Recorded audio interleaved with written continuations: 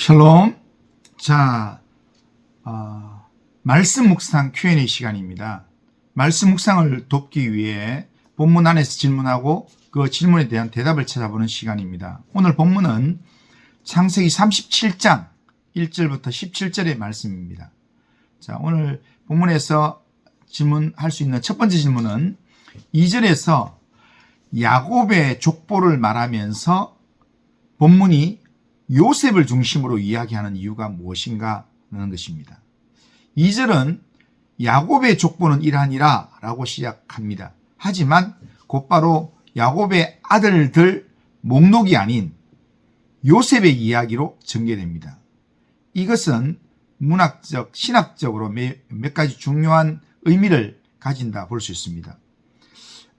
창세기는 족보라는 아주 독특한 이 히브리어 단어가 하나의 구조를 이루고 있습니다. 히브리어 원어에서 이 족보 혹은 내력으로 번역된 이 창세기에 나오는 단어는 뭐냐면 톨레도시라는 단어입니다. 창세기 전체는 이 톨레도시라는 단어가 10번 나옵니다. 그래서 이 톨레도스를 중심으로 10개의 단락으로 나뉘어집니다. 이 단어는 단순히 조상들의 이름을 나열하는 데 그치지 않고 그 조상으로부터 시작된 역사나 후손의 활동을 의미하고 있습니다. 야곱의 족보라 말하면서 요셉의 이야기를 언급하는 것은 이제부터 펼쳐질 야곱 가문의 핵심 역사가 요셉 중심으로 흘러갈 것임을 암시하는 것입니다. 그리고 언약의 계승자로서의 부각을 하는 부분도 있습니다. 창세기는 아브라함, 이삭, 야곱으로 이어지는 하나님의 언약이 누구를 통해서 구체화되는지를 지금 오늘 본문이 집중하는 겁니다. 야곱의 맏아들은 루벤이었습니다. 하지만 그는 도덕적인 결함으로 장자의 명분을 잃었습니다. 성경은 요셉이 야곱의 사랑을 받는 아들이자 훗날 이스라엘 민족을 기근에서 구원하여 가문을 실질적으로 이끌 영적 실무적 장자임을 보여주기 위해 그를 지금 전면에 내세우고 있습니다.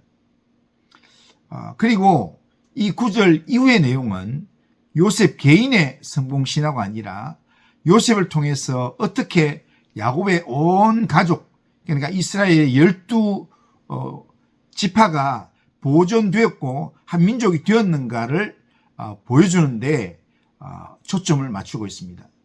요셉이 형들에게 팔려서 애굽으로 가는 사건은 야곱 가문이 거대한 민족으로 성장하기 위해서 가나안을 떠나서 애굽으로 이주하게 되는 결정적 계기가 됩니다. 즉 다시 말하면 요셉의 이야기가 곧 야곱 가문 전체의 생존과 직결된 족보적 사건임을 보여주는 그런 내용입니다. 야곱의 인생 전반부가 형 에서와의 갈등과 속이는 자로서의 삶이었다면 37장 이후에 이 후반부의 내용은 요셉을 통해서 환난을 극복하고 하나님의 섭리를 깨닫는 과정이라 할 수 있습니다. 요셉의 고난과 높아짐을 지켜보면서 야곱은 자신의 인생을 정리하게 됩니다. 결국 요셉의 이야기는 야곱의 인생이 어떻게 마무리되고 이스라엘이라는 이름이 어떻게 굳건해지는지를 보여주는 거울 역할을 합니다. 정리하자면 2절에서 야곱의 족보를 말하며 요셉의 이야기를 시작하는 것은 야곱 가문의 역사는 이제 요셉을 통해 이루어지는 하나님의 섭리이며 이런 하나님의 섭리를 통해서 계속된다라는 선언과 같은 그런 내용이라 할 수 있습니다. 그러기에 우리는 이 본문을 통해서 요셉을 통해서 이루어 가시는 하나님의 일하심에 우리가 집중하기만 하면 될 것입니다. 자, 두 번째 질문입니다. 자, 두 번째 질문은 3절에서 야곱이 아들 요셉에게 채색옷을 지어 입혔던 이유가 무엇인가 라는 것입니다. 야곱이 요셉에게 채색옷을 지어 입힌 배경에는 아버지로서의 개인적인 편애와 함께 당시 문화적 문화적인 신분 상징이 복합적으로 거기에 포함되어 있습니다. 야곱이 채색옷을 요셉에게 지어 입힌 이유는 오늘 본문이 이렇게 이야기합니다. 야곱이 노년에 얻은 아들이므로 이렇게 이야기합니다. 요셉을 다른 아들보다 더 사랑했다라고 기록하고 있습니다. 야곱에게 요셉은 가장 사랑했던 아내 라헬이 오랜 기다림 끝에 낳은 첫 아들이기 때문에 그에 대한 애정 깊이가 남달랐습니다. 그래서 채색옷을 지어 입혔는데, 그러나 그 의미는 후계자로서의 지명을 의미하는 그런 표현일 수도 있습니다. 당시 대가족 사회에서 아버지가 특정 아들에게만 특별한 옷을 입혔다는 것은 단순한 선물을 주는 그런 의미를 넘어서 그를 가문의 후계자, 상속자로 염두에 두고 있다라는 표시와 같은 것입니다. 채색옷의 의미를 보면 채색옷으로 상징되는 히브리어 케토넷 파심이라는 이 단어의 정확한 의미를 생각해 보면, 이 케토넷 파심이라는 단어는 화려한 색깔의 옷이란 의미로서 전통적인 해석의 의미로 다양한 색상의 실로 술을 놓아서 만든 화려한 옷이다라는 의미가 있습니다. 그러니까 일반적인 형제들은 수수한 작업복을 입고 있는 것과 대조적으로 아주 화려한 옷을 입었다. 이것은 귀족적인 신분을 상징하는 것입니다. 이것은 요셉이 노동에서 제외된 아주 특별한 대우를 받고 있음을 시각적으로 보여주는 것입니다. 그리고 이 단어의 어원적인 의미는 손바닥이나 발바닥까지 내려오는 긴 옷이라는 그런 뜻입니다. 그래서 소매가 긴 옷이라는 의미인데, 당시 육체 노동을 하는 사람들은 활동이 편하도록 소매가 짧고 무릎 위로 올라오는 옷을 입었습니다.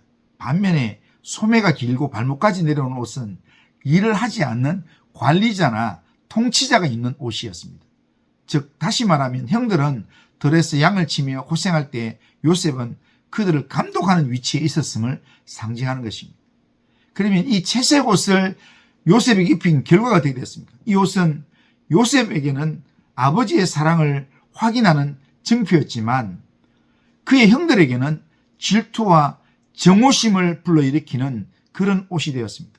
형들은 요셉의 채색 옷을 보면서 자신들이 상속권에서 소외되었다는 위기감을 느꼈고, 결국 이것은 요셉을 애굽에 팔아넘기는 비극적 사건으로 이어집니다. 그런데 아이러니한 복선은 훗날 요셉이 애굽의 총리가 되어 입게 되는 세마포 옷은 이 채색 옷이 상징하는 통치권이 하나님의 섭리 안에서 실제로 성취되었음을 보여주는 복선이 되기도 한다는 것입니다. 결론적으로 채색 옷은 야곱의 지나친 편애가 낳은 산물이자 요셉이 장차 형제들을 다스리는 지도자가 될 것임을 암시하는 상징물이었다라고 볼 수 있습니다. 자, 오늘 본문의 세 번째 질문입니다. 세 번째 질문은 5절 이하에서 요셉이 꾼 꿈이 무엇인가, 그리고 그 꿈이 의미하는 것은 무엇인가 라는 질문입니다. 5절 이하에서 요셉은 두 번의 꿈을 꾸게 되고, 그 꿈은 요셉의 인생뿐 아니라 이스라엘 민족의 미래를 관통하는 중요한 계시적 의미를 담고 있습니다. 요셉이 두 번의 꿈을 꾸었는데, 첫 번째 꿈은 곡식단들이 절하는 꿈이었습니다. 요셉과 형들이 밭에서 곡식단을 묶고 있는데 요셉의 단은 일어서고 형들의 단은 요셉의 단을 둘러서서 절하는 꿈이었습니다. 농경 사회적 이미지를 사용하였는데 형제들 사이에서 관계 변화를 암시하는 꿈이라는 것입니다. 그리고 두 번째 꿈은 하늘의 해와 달과 별들에 관한 꿈입니다. 하늘의 해와 달과 11별이 요셉에게 절하는 꿈이었습니다. 첫 번째 꿈보다 그 범위가 확장되어서 가족 전체, 나아가서 우주적 섭리를 암시하는 내용입니다.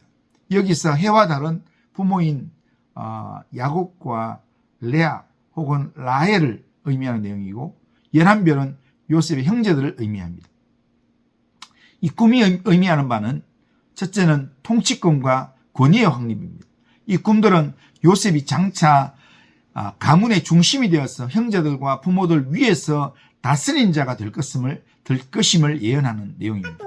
당시 가부장적 사회에서 막내격인 요셉에게 형들이 절한다는 것은 파격적인 질서의 역전을 의미합니다.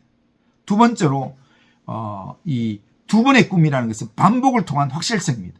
성경에서 비슷한 내용의 꿈을 두 번 꾼 그런 내용은 하나님이 이를 정하시고 반드시 속히 시행할 것이라는 확정의 내용입니다. 이는 훗날 요셉이 바로의 꿈을 해석할 때 언급한 원리와도 일맥상통하는 그런 내용입니다. 그리고 요셉의 꿈은 구원을 향한 하나님의 섭리의 내용입니다. 이 꿈은 단순히 요셉 개인적인 성공을 자랑하기 위한 그런 내용이 아니었습니다.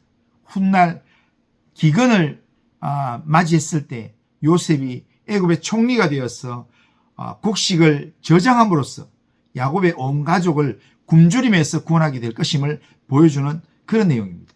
훗날 형들이 양식을 구하기 위해서 애굽 총리인 요셉 앞에 엎드려 절함으로써 이 꿈은 문자 그대로 성취되었다라는 겁니다. 그러면 이 꿈의 결과와 반응은 어떻습니까? 형들의 반응은 이 꿈 때문에 요셉을 더욱 미워하게 됐습니다. 네가 참으로 우리의 왕이 되겠느냐? 라면서 요셉을 더욱 미워하고 시기하는 하나의 계기가 되었습니다. 이는 결국 요셉이 애굽으로 팔려가는 고난의 시작점이 된다는 겁니다. 그리고 야곱의 반응을 보면 요셉을 꾸짖긴 했지만 그 말을 마음에 간직해 두었다라고 성경은 이야기합니다. 야곱 역시 꿈을 통해서 하나님의 뜻을 발견했던 경험이 있었기 때문에 이를 범상치 않게 여긴 그런 야곱의 자세를 알 수 있습니다. 결국 요셉의 꿈은 고난을 통해서 영광으로 인도하시는 하나님의 계획을 보여주는 첫 신호탄이었으며 요셉이 노예와 감옥 생활이라는 모진 시련 속에서도 버텨낼 수 있었던 신앙적 근거가 되었을 것입니다. 오늘 우리에게 하나님이 주신 꿈이 있다면 그 꿈이 우리에게 이런 역할을 할 겁니다. 그러기에 그런 꿈이 있다면 그 꿈을 붙들고 그 꿈이 이루어지기까지 하나님만 붙드는 그런 믿음의 삶을 우리가 결단하고 살아야 할 것입니다. 오늘은 여기까지 하겠습니다. 이상으로 말씀 묵상 Q&A 시간을 마치겠습니다. 모쪼록 위에서 언급한 말씀 묵상 Q&A가 오늘 본문의 말씀 묵상하는 데 도움이 되길 바랍니다. 오늘도 즐거운 하루 보내세요.